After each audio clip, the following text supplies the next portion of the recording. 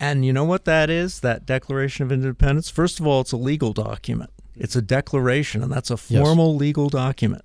That's number one. Number two, it's a logical argument. It starts out by laying out the basic premises, just like a geometric proof with the axioms. You remember that from high school? Yes. You have the axioms, namely all men are created equal, right? They're endowed by their creator with certain unalienable rights, et cetera, et cetera.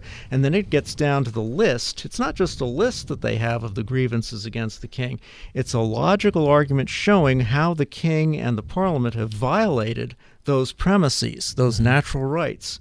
And then it comes to the conclusion that the king and the parliament have abrogated government here. They've abdicated government here. Yes. They're not governing us anymore. They're tyrannizing us. They've put themselves in a state of war with us, and we have no recourse but to declare our independence. It's no longer consent but bullying. Yeah. That's not, bullying is not consent. Right? Yes. How far are we It's assent. Well, it could be assent, but it wouldn't be yes. consent. Last time you were on the show, you said you think we're an oligarchy. How far are we from that right now? As far as not an oligarchy, but how far do you think we are from what you're just explaining about the bullying? Well, as far as, there's two different things. Oligarchy is the rule of the few, right? And if you have an large unelected bureaucracy, or as the Declaration puts it, the king has sent a swarm of officials over here to eat out our substance. Yes, right? We have that today. Yeah, and we've made it ourselves. No foreign power imposed that huge. You're going to have some bureaucratic structures, of course, but when it gets to be overblown, those are unelected. That's an oligarchy. That's an unelected government of the few. Right. And remember, this whole thing about this republic is the right amount of government. Do you think not too much, do you not think too that little? influence has affected your policy making? Excuse me? Say that again. Do you think that influence has affected your policy making? See, we have that oligarchy influence has been around since you were a kid. Oh, well, long before that. Right. Yeah. Well, yeah. Yes. And you're an older gentleman, I just want the audience to know you that you're obviously that you're you got more wisdom. I'm elderly. I'm not necessarily wisdom. Could be dementia. Well, I still believe that if you've lived that long, you have a certain. You got a lot of wisdom. experience. Okay, here's what, as a councilman, you have to work with what you're given, right? So you would like to have Hillsdale City be a productive, vibrant economy that can take care of itself and fix its own roads, right? Do everything it needs to do to protect the citizens, to have roads, to do everything we need to have a viable commerce in the city. And roads are key to having commerce and all the conveniences of life, as Locke says. But in terms of being a councilman, you have to see that there's a bureaucracy and you're going to have to deal with it, which means you may want to get state grants, right? You may Are you talking about the reality now? Yeah. This is today's world? Yeah, you asked me about today's world, and you asked me how I have to adjust to that. As a councilman, I can't say, oh, no, we're not going to take any state grants because we don't have the means in a city like Hillsdale to rebuild the roads by ourselves. If we did the right things, maybe in 30 or 40 years we would, but we've been in a situation now where the economics of Hillsdale have declined since the 1970s. Well, my question to you was, do you think that the powers to be that have been around for a little over 100 years or 125 years, whatever it is, the oligarchy progressive ideology, do you think that has influenced you to make certain decisions? See, what it's influenced me to do is to take my stand and to appear on a show like this. Okay, that's what it's influenced me to do. You don't think it's ever influenced? Because I find myself, when I listen to certain people talk, and I'll start understanding their position, and it will influence me on how I make a decision. So let's just give an example of Natasha Crawl with the red Indian ice cream situation that happened on Hillsdale Hot Debates. It flared up. A lot of people, and a lot of people got upset about this. But reading it at first thought, I thought like everybody else. I'm like, oh, that's silly. Why would you even care about that? But when you start looking at the backside of that story, there's a legitimate backstory to that, even though she didn't explain it correctly. there's ways that things get influenced through us one way or another. When I see you make policy making, like you will, personally you, or when you're on the board making policy changes and stuff like that, or when you're spending taxpayer dollars, I guess you could say, I find it, I almost see that the oligarchy or the progressive ideology, I see some of that coming out of policy making in general. For an example would be the airport, because I know you're saying that's going to make this community more vibrant, more better, or more good. But I guess you could say I disagree with that. Right. Well, as far as the airport is concerned, what I want to do is understand it better. And what I've asked is to have a city council meeting out there so we can look at the airport, talk to the people out there, talk to the airport advisory committee, and see how best to move forward. I don't want to prejudge that situation right now. Right. I just want to know it better. Could we get back to the? Yeah. We did digress. Yeah. See, no, you digressed. Yeah, sorry. Right. Yeah, John Rutan was right on target all the time here. Thank you, Will. So I never hear that. So get back to this. As this business of consent is important, right? So you're uniting. You're bound by that act of consent to obey the sovereign majority. Mm-hmm. He says, this is Locke again. Thus, every man, by consenting with others to make one body politic under one government, puts himself under an obligation to every one of that society, meaning every other individual, to submit to the determination of the majority, or else this original compact would signify nothing. Why would it signify nothing? Because you're going back to the state of nature. See that? Hey, can you go read that one more time? I will read that.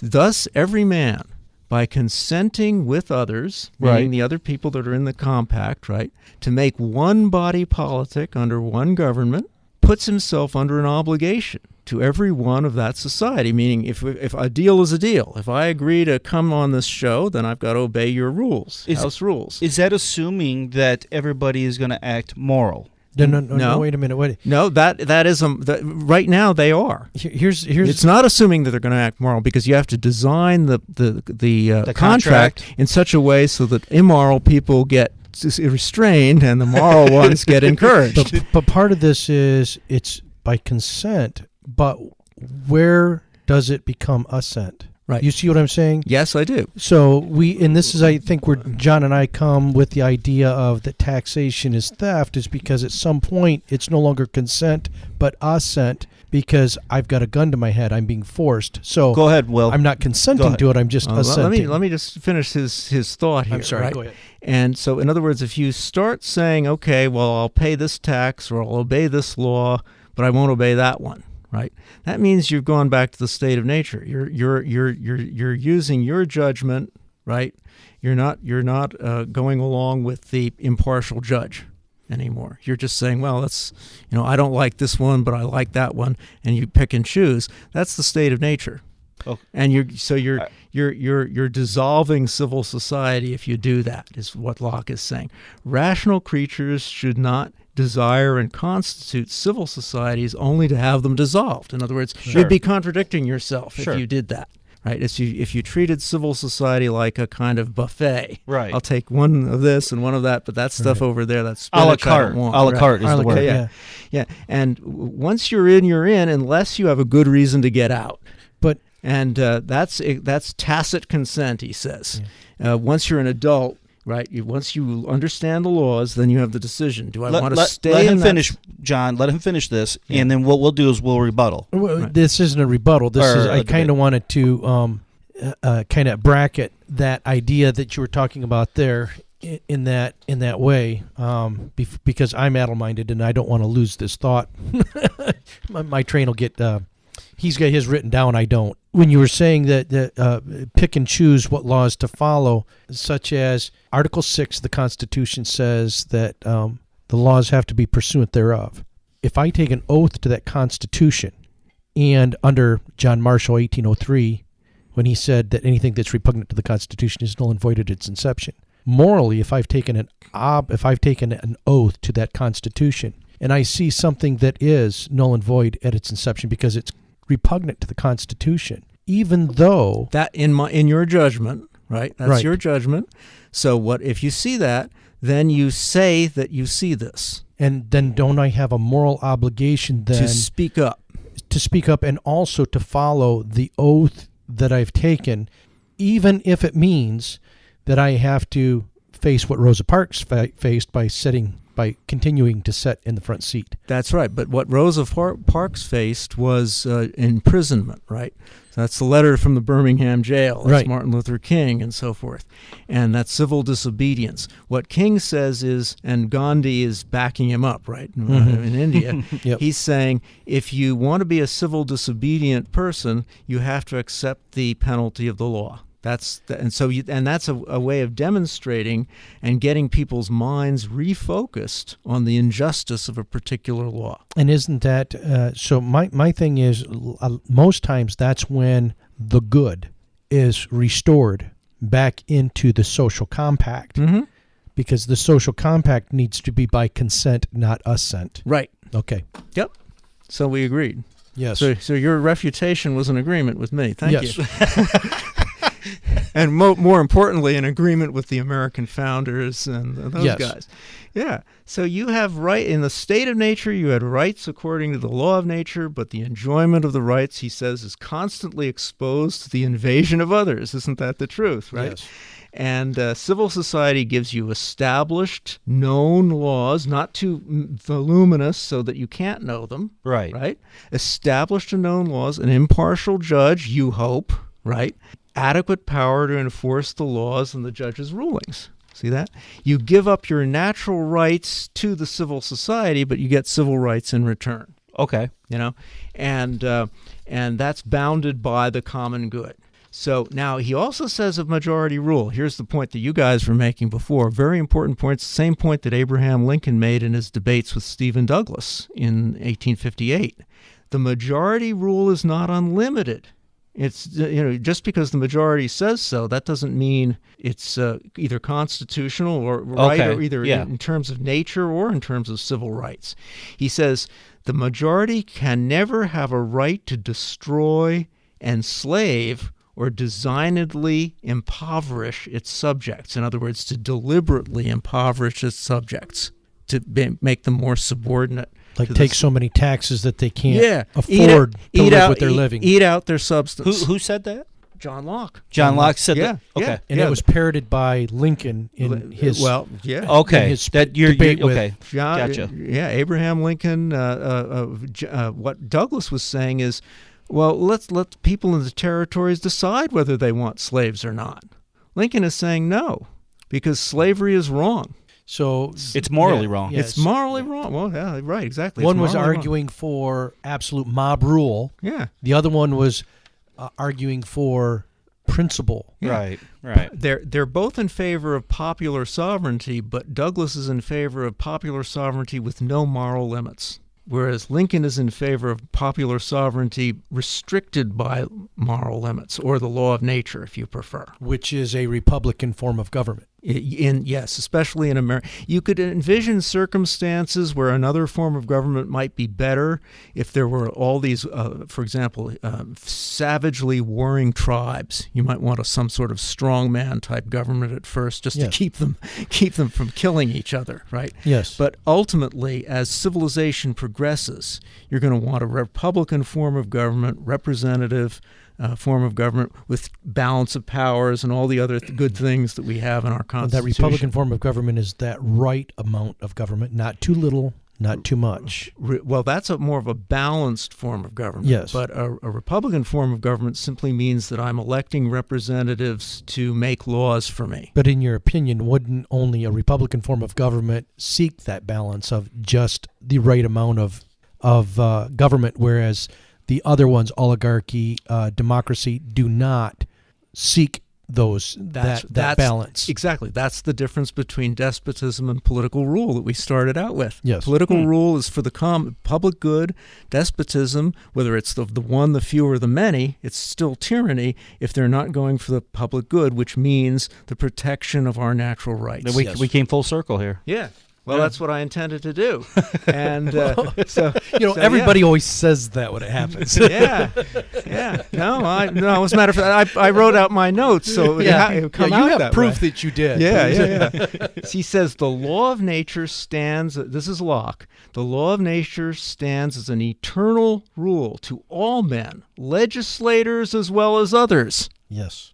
There you go. Right? Wow. It's pretty powerful, isn't it? Just because I was elected to the Senate doesn't mean I'm better than anybody else. The laws have to apply equally to me, as well as the people I'm making laws for. Well, no, because didn't Congress exempt themselves from the same laws that they create? Oh, well, is that what the American founders would do? Yeah, wasn't that one of the grievances in the Declaration of I would say, Independence? what would Madison do? No, I didn't see that one in the Declaration of Independence. Well, it says that the king is always the king. It doesn't. Basically, the principle is the king is always the king, so he can make the law whatever he wants, but he never has to follow whatever he creates. No, that was what George III was saying. That's not what Thomas Jefferson was saying. And so so you can't take property without consent, meaning not my individual consent, right? But the fact that I've consented to being part of civil society, the government is going to cost some money, even if it's a minimal government like the kind we like. We're going to have to pave some roads or enforce some laws or whatever, have a system of impartial judges. So you can't have taxation. So in the founders' view, it's tyranny to have taxation without consent, meaning you haven't consented to being a member of the civil society. That would be a law. A tax law would be something that you've consented to as a member of the civil society. It doesn't mean that every individual tax law has to meet your approval. Right. But that's taxation by consent. That's right. Taxation and consent, but it's taxation. The system of taxation, the civil society, is what you're consenting to, and you're consenting to the laws of that civil society. But what happens? But like I said, and it comes down to this: what happens when it becomes taxation by assent? Yeah. Why don't you bring up the definition, John, so you can read it to them, so we can understand where we're coming from. Such as one of the things that I would talk about is, if there's only 22 buildings that need a 100-foot ladder truck, and I have a single-story ranch, why should I have to pay part of that truck? Because you're a member of the civil society that has apartment buildings as well as single-story houses, and so you've contracted, you've consented to that society. If you don't like that, now that was a Freudian slip. You said assent. No, it wasn't Freudian. It was just it's just me. It's dementia. It's dementia. That's too easy. That's dementia. I'm a man in my late 60s. I make these mistakes all the time. In fact, it's amazing that I've gotten this far without making a mistake like that. You've got me tortured here for hours and hours. So, but seriously, though, the idea is that you're consenting to being a part of the civil society. If there's a law that you don't like, such as a taxation law that requires you as a single-story owner, right, to pay for a ladder truck that only serves people in apartments, then you can either work against that, which would be the normal legal way, or you could do disobedience, civil disobedience, which would mean you'd refuse to pay for that portion of your taxes and take the consequences in order to dramatize your point, or you could leave. It's funny. I knew a guy who did that. There's another option. Okay. And that is to give the money up by assent, because you've got too much to lose to walk away material-wise. Well, that would be. Oh yeah. And so what happens is you pay that because and this is where everybody always goes, well, you got to pick your battles. Know what battle you're picking. But but here, let me address that more directly, though. Okay. That if you're allowing yourself to be governed by assent rather than consent, you're no longer acting like a citizen. You're acting like a subject. Oh, that's funny you say that. Go ahead, John. Read it. The social contract, the definition that is here for the social contract says, in an implicit agreement among the members of a society to cooperate for social benefits, for example, by sacrificing some individual freedom for state protection and we know what Benjamin Franklin says about that. Theories of a social contract became popular in the 16th, 17th, and 18th centuries among theorists such as Thomas Hobbes, John Locke, as means of explaining the origin of government and the obligations of subjects. Right, and that's true of Thomas Hobbes. It's not true of John Locke, and you've just heard why. Well, you said the word subjects earlier today. What we're thinking is, go ahead, John. Why don't you explain it better? Because you're better at Locke, this. And I understand Locke and Hobbes, and they had never been free human beings. They had always been subjects. And so it's just like the ownership of land. I mean, last time you were here earlier, we were talking, and we weren't talking on air about this. We were talking about ordinances. And you said, well, ordinances are part of common law. And that is correct. But the thing is, commoners couldn't own property until the United States, until the Declaration of Independence in the Constitution. Well, at that point in time, it was earls and dukes and. No, that's not true. That's an exaggeration. There were earls and dukes who owned a lot more property, and if you were a peasant on the lord's land, then you might or might not own your own little plot of ground. Even Russian serfs would have a little garden that belonged to them. Right, but it wasn't real estate. It wasn't estate that they could pass on. They were allowed to own it. Well, right, according to the laws they were of the allowed time. to own it. But Locke didn't live in a society where no one had private property. That's not true. He especially in he was a physician. He had his own property. Right, but just as we were talking, it's not as much property though as you get when you get a full a well-designed social contract. They had a social contract, all right, but it wasn't a very well-designed one. It was either feudalism or something like that. Go ahead and finish your statement, John. But it's just like what John was talking about. People. And we see this all the time. For instance, Tim Wahlberg is a very educated man. Very smart guy. Smart. He's been elected a couple times. He serves in the House of Representatives.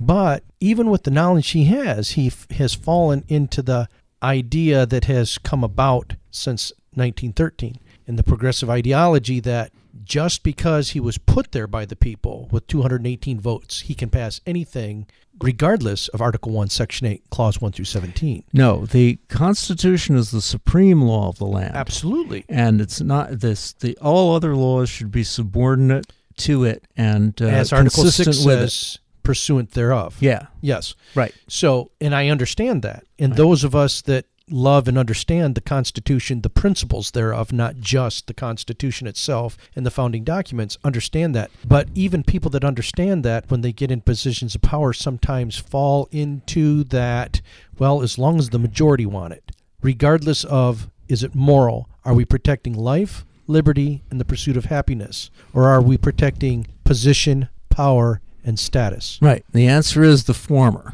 right? Yes. Life, liberty, and property. Yes. Can we get, without the form of assenting taxation, which that's at gunpoint, right? Right.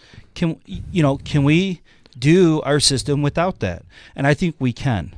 I feel that property tax, I feel that federal income tax are both assenting taxes. No, not by definition. If your elected representatives and the majority agree to it, unless there's a natural right that's being violated, you've consented to a civil society in which those taxes exist. And what you're doing, if the government is not deranged, which the way it is now, you pay a modest amount of taxes in order to get what? In order to get an impartial justice system, in order to get a military that actually defends you, in order to get a police, whatever it is. So you're saying a federal income tax? Federal income tax on your labor? No. I'm not endorsing anything in particular. So you're talking about property tax. Well, it's the degree of the tax and what you're paying for it that's the criterion, not the kind of tax. But look, in the founders' day, they had several types of taxes, right? You could have there were municipalities that had property taxes. You also had what they called a capitation tax, which means a head tax. You would be taxed for every member of your household and also for each head of livestock. They tax you for that. Right. There were tariffs. And there was also what they called a faculties tax, which means that if you had a particular ability or skill, you would be taxed on the basis of that ability like or a skill. blacksmith or something of that nature. If you were a blacksmith, it's a skilled trade. You'd be taxed on that skilled trade because they assumed you'd be able to produce something. Produce more than just someone without a skill. Oh, okay. I never heard of that. That's pretty interesting. Yeah, it's not interesting. So, in other words, there were they did not object to taxes as such, and you could have a variety of different kinds of taxes. What they object to is taxation without the consent of the governed and taxation that would be funding a bloated bureaucracy. Do you know how... A lot like what's going on right now. Yeah. I mean, how many people do you think would understand that their property has actually been used as collateral by the federal government to borrow from a private bank known as the Federal Reserve, so that they can spend the money, such as $8 million to Hussein to be our friend, and the people don't even realize that my property has been used as that collateral. So your question is, how many understand that? Yeah, not enough. I think very I don't know how few. I think very few that was a good even answer. know that. That's a very good answer. That's a safe answer. That's a cheat. And why is that? It's because the education system has been taken over by the progressive ideology. Well, I think the social contract has. This is where actually I want to go with. That's not the social contract. That's not the problem. Social contract is not the problem. The founders are social contract guys. No, listen. The problem is the notion is the opposite of the social contract, which was what progressive. You're assuming that the social contract is moral. It is in Locke's terms. If the social contract is moral, but we're not in those terms. Well, then it's not a social contract. That's right, and that's what I'm trying to tell you. Okay, then you're trying to tell me exactly what I was saying. saying. You guys are just coming at it at two opposite ends of the same spectrum. I believe in what Locke's saying. Yeah, I do. Okay. I truly believe that. You guys are in the same neighborhood, just coming in on two different roads. What you're saying is that it shouldn't be abused, and he would agree with you wholeheartedly. And it needs to be moral. I don't think that the policy making part of this is moral. Well, you mean right now? Yeah, as of today. Yeah, and it might have been in the past too. I don't know. Specific, I don't think it's moral all the way from federal to local. I would say local to federal. Same. Yeah. Well, the thing is, the reason that is because the academic types, the university educated types in the late 19th century abandoned natural right and social contract theory. Right. They abandoned it, and they instead of assigning the source of right to God and laws of nature, and nature is God, and of course God created nature, so therefore their natural law is also God's law, right? Instead of doing that, they put right into history. History is the source of rights. Well, if history is the source of rights, then whatever happens in the long run, it must be right. And I agree with you, because this is. I struggle and I fight with, of course, that history influences us all. It influences me. It influences Rutan. And it influences you. And it influences the board that we have today, or these other boards that we have all throughout the community. Township boards. And this is the constant struggle that I have. Okay, so I always use an analogy, and I don't know if I said it on air before, but I feel like I'm Joshua coming back with Moses from when he got the tablets. And when he came back to the people, what did he see? He's seen all these people doing blasphemous things, right? They're sinning. They worship. They had the idols, the golden idol, right? And what did Moses do? He struck it all down, right? Well, I see the same exact thing with taxation. And people aren't holding up this golden calf. What they're holding up is taxation. They're holding up grants. They're holding up money. But that is the golden calf. We have those idols that we're serving. Now, I'm standing next to Moses going, oh my God, what's going on here? Everybody wants to steal from everybody with money and taxation and grants. And I'm like, oh my God. Call it moral. This is not moral. Taxation is not theft in definition. It can be. It could be theft if it's secret. We're masking it.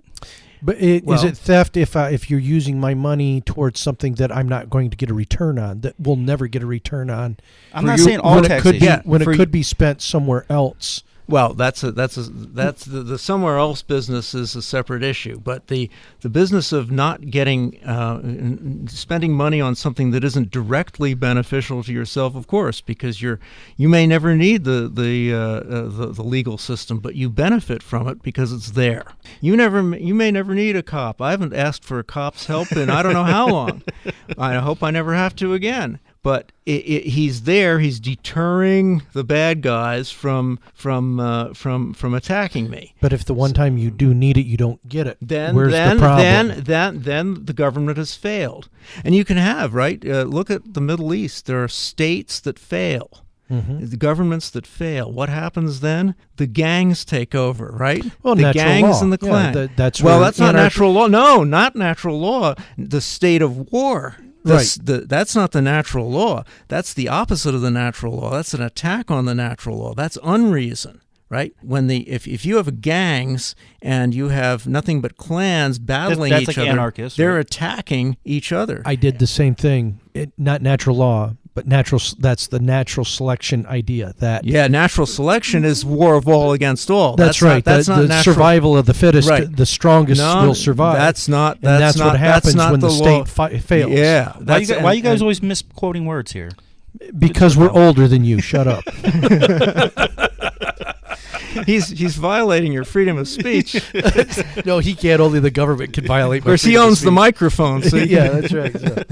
No, that's what Ronald Reagan said, right? I paid for this microphone. That's right. Will, we do agree on social contract, assuming that everybody is morally acting moral in this situation. Now, John Locke does not assume that everybody's going to act morally. In fact, I've got a little quotable quote here, right? Cool. I need to get this book. What is this book called? This is called John Locke, Two Treatises of Government. Okay. And it's in the second treatise is the important one, right? He says this. He's talking about the state of war versus the law, the state of the natural law. This is the anarchist level, right? Well, wherever violence is used and injury done, though by hands appointed to administer justice, it is still violence and injury, however colored with the name, pretenses, or forms of law, the end whereof being to protect and redress the innocent by an unbiased application of the law to all those who are under it. Whereas if it is not in good faith done, war is made upon the sufferers who, having no appeal on earth to right them, they are left only to the remedy in such cases, an appeal to heaven. And that's where our revolution came from. Yeah. Right and there. That's exactly what you're saying. And that's what I was talking about. That's why our revolution was a legal revolution, whereas when the South tried to secede, it was not done legally. So this is what caused a lot of problems. So on the social contract level, all I'm saying is, can we get these services without assenting people on their property? Can we be more moral? Can we be more moral? And now, here's another thing. The answer, of course, is yes, we could be. Okay. Thank you. I guess what we're looking for is why aren't we? That's what I've been waiting for this whole time. Here's the thing. The founders don't assume that people are going to be that way, though, do they? Because that's where the checks and balances come in. Yeah, exactly. In other words, what they say exactly the same thing Locke says. There's the law of nature, and we should all obey it. But that's like saying we should all obey the golden rule. We should, but some of us don't. Well, that's why we have gun laws, so that nobody will use a gun wrong. Yeah, yeah. There you go. If you're obeying the law, that's fine. But if you're not, then what they do is they shape the government. They're assuming that human beings have these natural rights, but they're also assuming that we are creatures that love ourselves more than we love our neighbor. And they know we're inherently evil. Well, we have evil in us. Well, we have evil in us. Yeah, we're not. This is where Madison's writings in the 10th come in very important. There you go. And parchment barriers do not protect us from evil people. So That's what right. we have to. Okay, let me finish that point though with Madison. That's a very good point.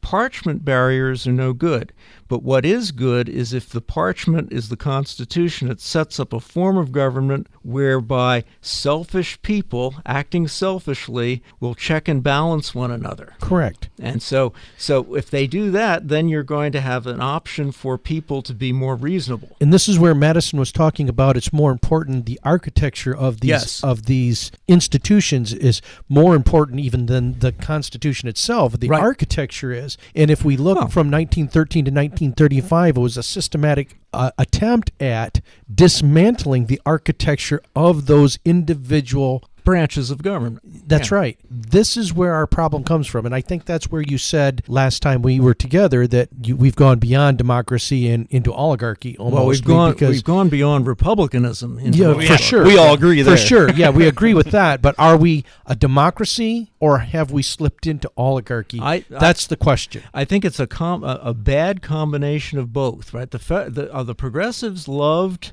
bureaucracy. They also loved all sorts of political primaries, initiative and referendum and recall and all this stuff that's much more democratic than the Republican form of government. That is immoral, in my opinion. And then they wanted the president to be what? The opinion leader of the country. Yeah. They wanted him to embody the... What about FDR with the vice president? Yeah. Wow. And see, that's the whole thing. If we look at it, the vice president was supposed to be picked a completely different way than we do it now, and most people don't even understand that. Right. And that was part of the progressives during the early part of the 20th century to dismantle that institution. Well, going back, guess who was the one of the major sources of support for progressivism? Were not the workers, not the capitalists, but the professional classes, lawyers, teachers, doctors, all these guys who Woodrow Wilson, PhDs like me,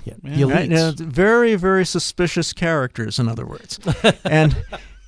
What I see is they're not...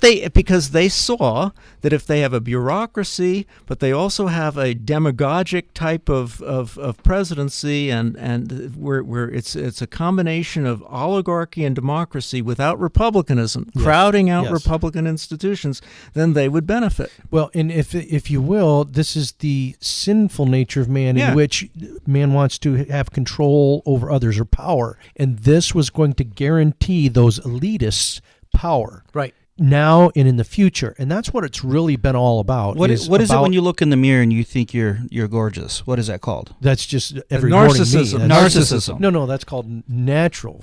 No. Maybe for you, John. Self-love. That's self-love. That's narcissism. Let's be fair to say that it's part of human nature. That's why you don't have R.O.A.R in here.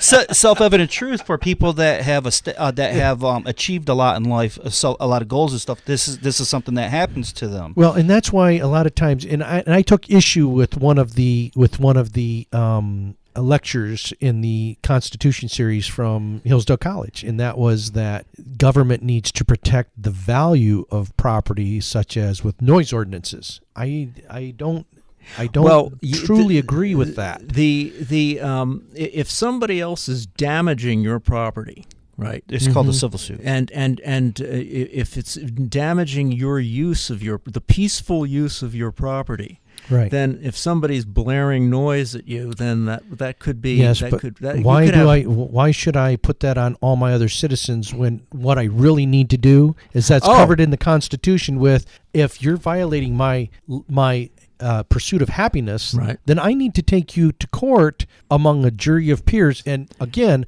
a jury of peers was not supposed to be taken from a driver's license roll, but from the people in that community, the people that knew you and knew the situation and knew other people of that community were supposed to make a judgment. And that's why juries were the most powerful group in this Republican-style government. You're still going to need some laws for the jury to refer to. In other words, some objective standards. But we have that in that common law that you cannot keep me from my pursuit of happiness. When you do, it's good. Then there's a problem. The common law in England is unwritten law. And it's not a bad idea to have some of those things written down. That's all I'm saying. I'm just against the city telling me what is and isn't, or what can and can't be done, or the township telling me what can and can't be done on my property. As long as what you're doing on your property doesn't spill over to somebody else's property. We agree there. Right, but when it does, then I have an obligation to, and this is part of what this progressive ideology that has broken us away from our neighbors in neighborhoods and these small You're talking Republican about the enforcement part. And these small Republican groups is I no longer go over and tell my neighbor, hey, your music's too loud, can you turn it down? Right. First thing I want to do is I want to call the sheriff's department and go, right. somebody needs to go over there and arrest them for that. That's an We have a erosion. problem. That's an erosion of citizenship, isn't Sure. it? And you don't care about your neighbor as much as you used to. Well, this is the influence. And you don't even know your neighbor half the time. That's I don't right. want to know my neighbor because there's too much at stake for me to know my neighbor. Well, this is the influence that has come for the last 125 years. And this has come from dismantling these institutions, the architecture of these institutions. Right. It's and the all education part platform. and parcel of the whole thing. Everything you guys talk about the architecture of this. I've never been explained that until I'm 39 years old. Yep. Oh, well, that's this is something you why should have is had in that? 8th grade. And why is that? It's because the educators who supported progressivism, right? Aren't going to tell They're you not that. going to tell Well, you you're a about that. professor. That's right. You were an educator. But I'm a Hillsdale College professor. That's a little bit different animal than, say, Michigan State. You know? Have you ever gotten like a heated argument with another teacher? Like, I'm not saying at Hillsdale College. I'm saying like at another school that maybe Have you ever just walked into a high school and kicked somebody? Yeah, like I mean, have you ever gotten a heated debate or an argument with another teacher from another platform? I mean, like, well, there's a thing called the American Political Science Association, and it's a professional association of people who are political scientists, and it has a convention every year. And there are also regional ones where they have conventions, and the people present papers, right? And I'll bet it's littered with progressivism. It is, but there are also people like me. And then there is debate. See, on these panels that they have where people are presenting a paper and then you get to comment on the paper. Or how they get cool to, is this? Yeah. Oh, yeah, that's. I was going to those long before I was a professor because I was interested in the that sounds topics. really neat. Well, it's going to be in Boston this year over Labor Day weekend, so be there or be square. And but they have that every year. It goes for 4 days, and there's plenty of debate on those. Although some of them rig the panel so everybody agrees with the progressives rigging a panel. Say it ain't so. I know. Well, I know. I mean, I'm sorry to pull the fleecy wool out of your lamb-like eyes. Well, I used to see that in the home performance industry as well. Yeah. It wasn't about saving money; it was about reducing the carbon footprint. So just our two topics are obviously were social contract and standards. So assuming that these standards, these people are going to act morally, or you hope, or if they don't, the institutions will check them. Are supposed to. That's the architecture. Well, what institution do we have on a local level? Just the election process? The election process. You've got courts. You've got that's on a legal standpoint. That's right, but that's a separate branch of government. You've got you've got remedy. I did ask you last time you were here, like, I think I asked you, I know I asked Adam, like, is it your job to be, like, if you're on the board with the other members, is it your job to check one another when you're up on that panel? Sure. We debate each other. Like, I seen Greg check you guys in regards to the airport hangar. Now, you're talking about Greg Stuchel. Yes. Let's make it clear for our audience here. Thank you. Yes, and he's one of our outstanding city council members. And I seen, where everybody said yes and he said no, and he like made an argument. That's right. Everybody has an equal vote, and that means they can express their disagreement with the majority. Okay. And they can try to. The main thing is you try to persuade people to come over to your side. And that's your duty. Yeah. As the politician. That's right. Okay. I don't think a lot of people understand what the duty of a politician really is. The duty of the politician is to represent his constituency, right? His or her constituency, and to do it in accordance with the laws of nature and the laws of the land. But now the other thing is let's define politician. What you're talking about is more of a statesman than Well, today's type of politician. Well, of course, a politician can be a dirty word too, right? You're talking about it is to me political bosses Yeah. and all that kind of stuff, and it shouldn't be though. I mean, it should be something where you're really you're sworn to obey the laws and to try to achieve the public good. But there's a huge difference between the politicians of today and the statesmen of yesterday. The statesmen, there's so very few statesmen anymore. There were always very few statesmen, but luckily, amazingly enough, we had a whole bunch of them at that founding period. Mm-hmm. It's I mean, have you ever seen such a group of people? Yeah, no, it was before or since. Yeah, anywhere. That was very unusual. And they debated each other and got mad at each other. Oh, and sure. So forth. Yes. So it wasn't exactly a perfect world then. But the main thing is to have politicians, and they're also in between, right? People are sort of not really statesmen, but they're decent, sort of law-abiding, average people. We talk about that, John. We talked about it with Tim Shufflin. He talked. See, we have a buddy, Tim Shufflin. He's like so constitutional that John and I always talk about living in reality. We don't feel anybody's 100% good and nobody's 100% evil. There you go. So like we would agree with Will Morrisey probably 95% of the time, right? That means we got a 5% disagreement, right? Right.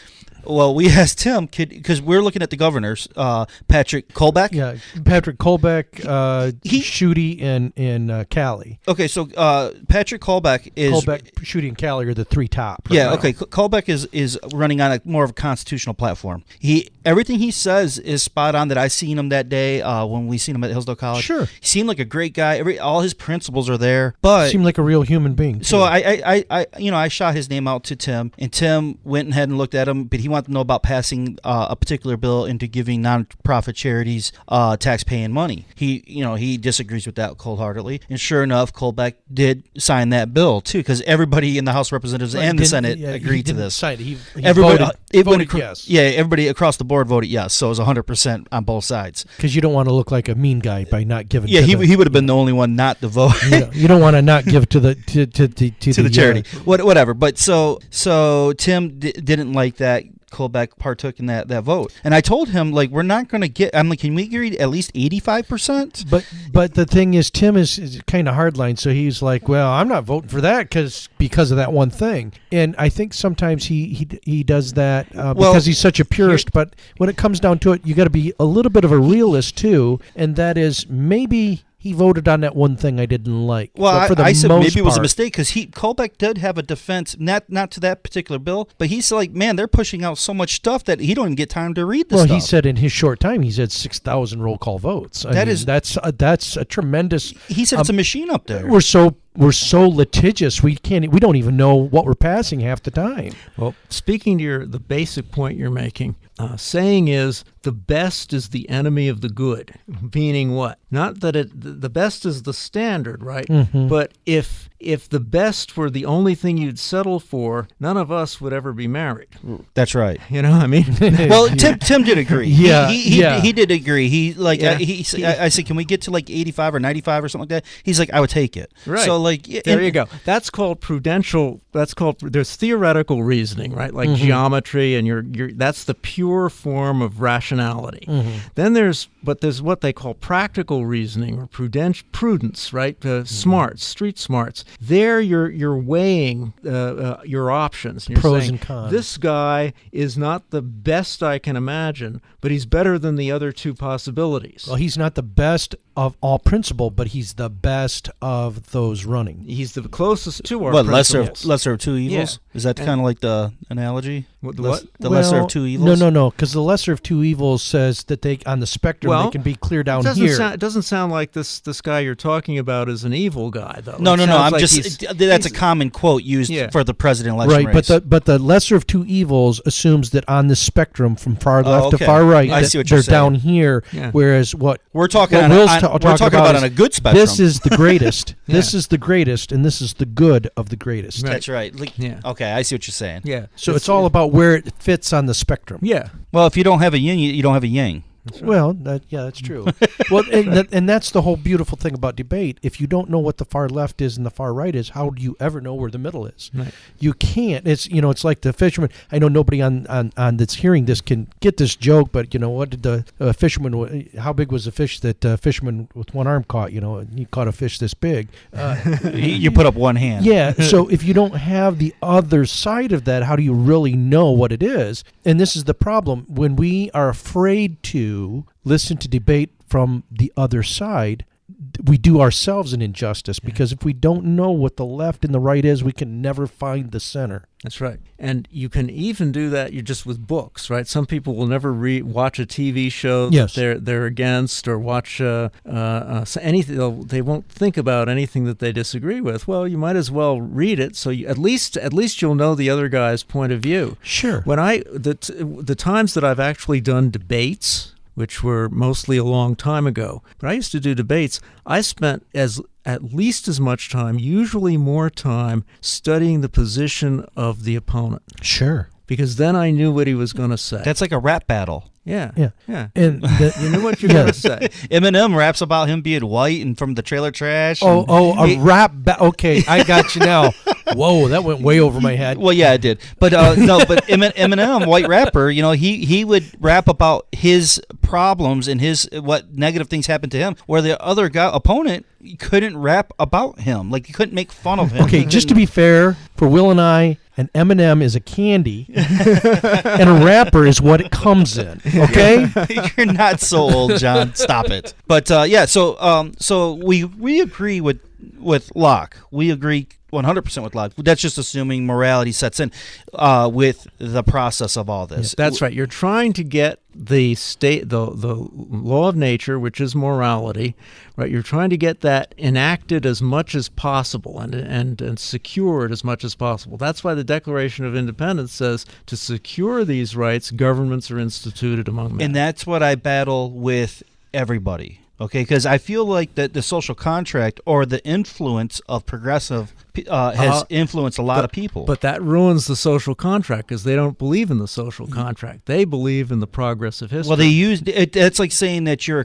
a Republican and then you don't follow the principles of being a Republican. Exactly. That brings us full circle to what we talked about when we started. Is we hear this a lot from people, and a lot of times they're using it wrong. They're not using it it's being correctly. applied wrong, right? So what happens is they use this term that they've heard to mean something else, and it's just like it bothers me when I hear, like, let's say Bush gave a speech about the great democracy America. Right. That bothers me because I know we were never intended to be a democracy. Right. And so when, a lie told long enough becomes the truth. Mm-hmm. And so people use this social contract or the social contract let me use idea let me use an example, John. for too long. That's Let me use an example. McCarty Park built launch pads for disc golf. They're like launch pads. You step up to them. They're concrete, and you launch your disc golf. Mm-hmm. It costs $5,000 for the taxpayers of Somerset Center. Well, you're in the social contract, so you either like it or you leave.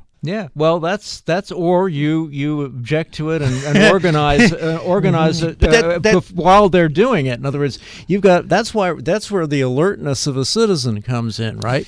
In other words, you've got to follow these people and see what they're doing, or they'll sneak that one by. But see, that's part of the problem. Part of representative government is supposed to be that so I can work the field and do those things, so I don't have to do those things for myself. Yeah. So the problem is when it comes to the point where I have to know everything all the time and keep track of them, I might as well be in government. I might as well be in the town. I might as well be the township supervisor. Well, what you can do is show up at the meetings and read the newspaper. On top of that, John. Yeah. 99%. You better believe it. If you're gonna be a full citizen, you've got to keep track of what these people are doing and hold their feet to the fire. But the problem is, though, too, Will, sometimes when you do that, you get called the Hillsdale Six by the people that are supposed to be representing. Don't worry about sticks and stones you said earlier, John. Yeah, right, but I'm just saying I'm going to call that out. I'm going to call it for what it is. Yeah. Don't worry about what people call you, because when they disagree with you, they're going to go after you. That's okay. You have to, in other words, to be a citizen, you're going to have certain qualities. We're talking about standards here, right? What are the standards of being a citizen? standards of being a citizen are you pay attention. We talked about that last time. Yeah, Duty. you have duties. Civic courage, right? To be able to stand up at a meeting and say something. That's civic courage. You got to be alert and informed. Otherwise, you'll get rolled. And that's part of what this program is about, is to keep people informed and well, alert. Right. Well, also like when you have 99% of the people, this is where I think this is the struggle with people like me is, okay, so I get told that's the social contract, so deal with it. So we're going to build these launch pads, right? Yeah, if you don't like it, move out. Well, if 99% of the people decide they want to do it, then that's the board goes ahead because they think we're a democracy. They go ahead and do it because they want to stay in power and the majority rules. And this is what I see. And that goes back to, well, they're not performing morally, the social what contract. they're doing is not taking care of life, liberty, or the pursuit of happiness. And this is what I see across the board, across the whole country. Launch pads aren't a pursuit of happiness? No, I'm property. just joking. You almost got me there, Will. I'm glad, because you had me worried. I got him this time. I got the jump on Will's Rutan. Will's got Man, jokes. that is an achievement. I got the deer in the headlights You slip did. from Rutan. You did. Yeah, you got us. All right, I'm done here.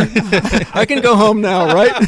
No, yeah. So they're not really following the social contract that you're describing. Right. Let's put it this way: they're not. The citizens are not living up to their end of the social To their duty contract either. You know. Well, they're they don't not know what their standing- duty is, though. Well, there you go. But You got to learn it. Now, You know? when it comes down to the statement I made about being called something, Right. I was bringing that up. Personally, I used to work in a prison, so names don't bother me at all. It just doesn't. In fact, but there was a neat little story from World War II.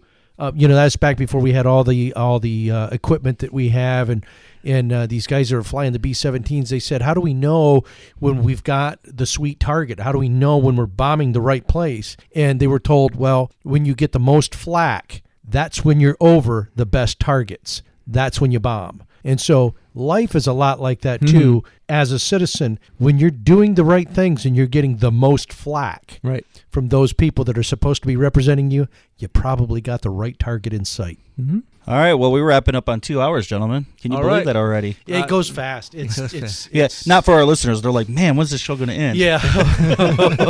So, well, we don't do it. well, is there anything else you want to talk about, Rutan? No, I think we've covered everything pretty well. I think it was a good discussion. Well, I think we brought out a lot of good points. I think the social contract thing that you brought to us actually enlightened me, because I think people are using that word arbitrarily. Right. They're not using it correctly. Define your terms. Yeah, and that's why we struggle with, like, you and I are like butting heads, because we're not getting these terms right. Well, you guys. I think you guys are talking the same principles, but using different words to describe those things. Well, I'm trying to figure out what people are using this word, and they don't have terms. So, like, it's being it's being falsely Remember, used. this is like the story I said that, if my kids, when they were first born, if we had a dog in the house and I kept calling it a cat, they go to school, they get very frustrated, because to them that's always a cat, and it always will be. And so when we start doing this John Dewey education, and we don't educate people properly,